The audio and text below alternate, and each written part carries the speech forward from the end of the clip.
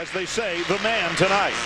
You know, what I think is interesting is you know, when Chad Reed stands on the podium, you know, people are telling me, oh man, he looks like he's going to cry. He looks beaten. He doesn't look beaten. He just looks mad because he's putting in so much work during the week, as much or more than Ricky Carmichael's were into the final lap.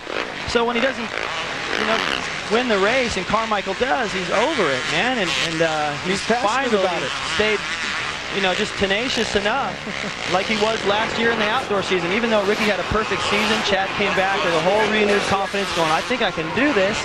And he couldn't do it.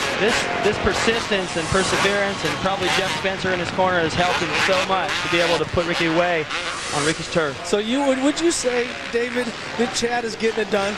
Yeah. Say it again.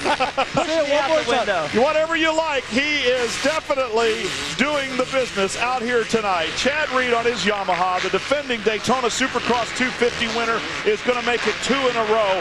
And as he comes around the last few corners, this crowd is going to erupt in a huge celebration. Chad Reed becomes only the 6th rider to win Daytona back-to-back, and he has done it here in front of a huge crowd, and you know how happy this young man is going to be. Chad Reed, the defending Supercross champion, has backed it up with a win at Daytona 2 years in a row. Major upset.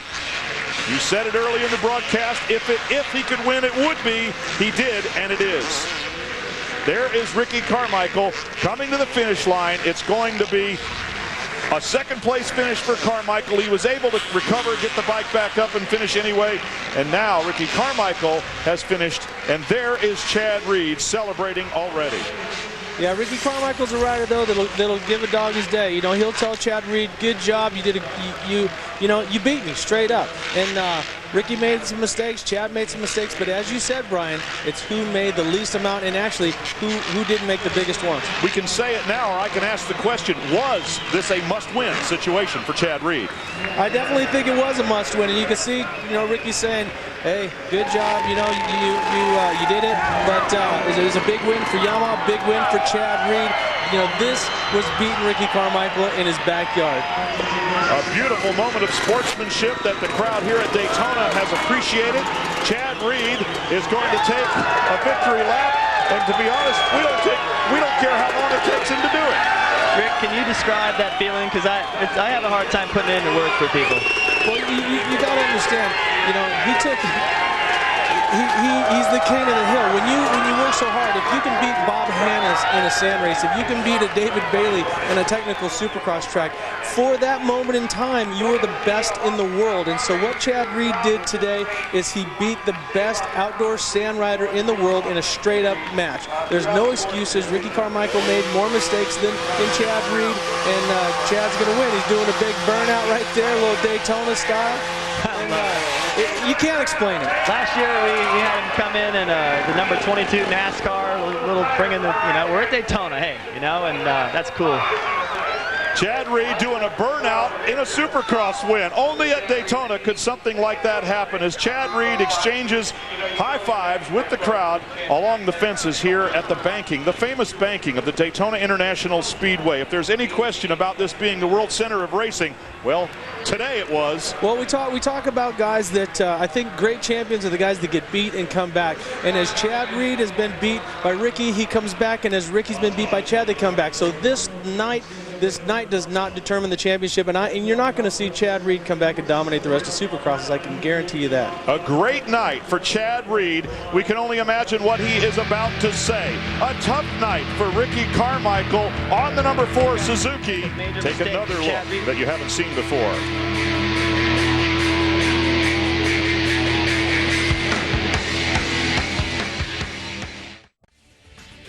Okay, we're not going to wait any longer to hear what Chad Reed has to say. Greg White, take it away.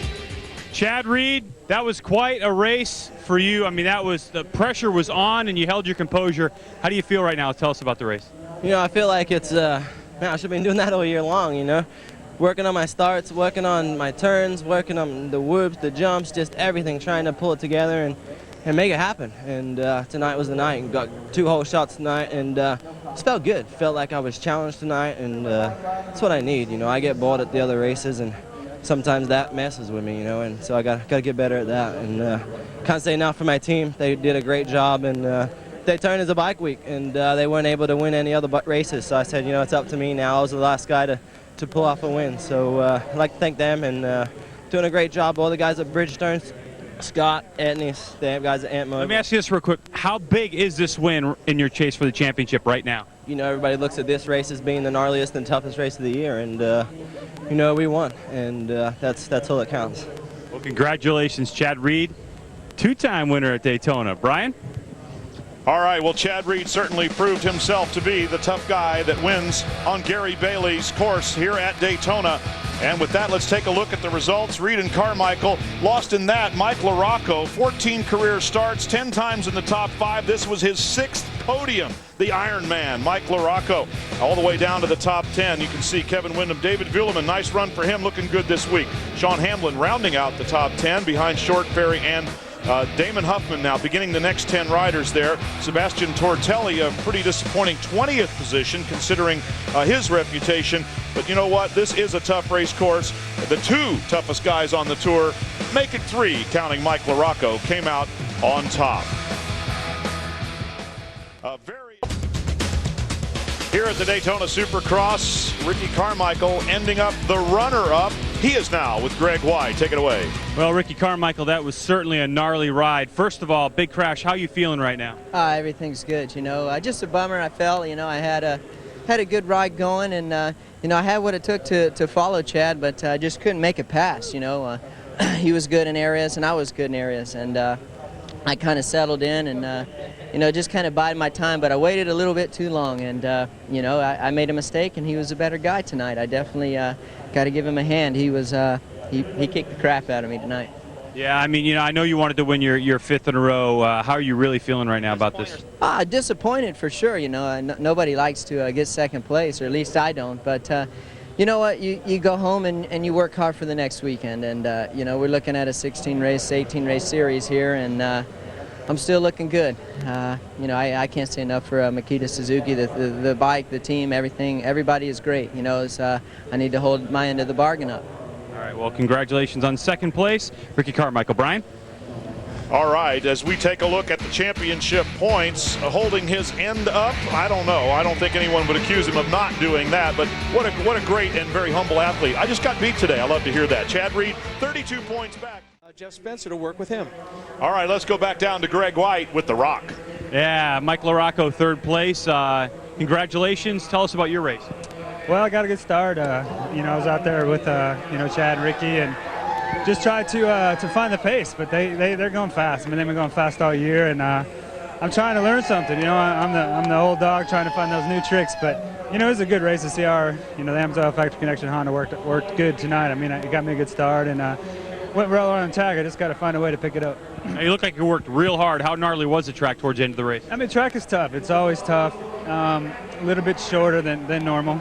So, you know, bearing that, not quite as grueling, but still a tough race. All right, well, congratulations. Another podium finish for Mike LaRocco. All right, thanks, fellas. And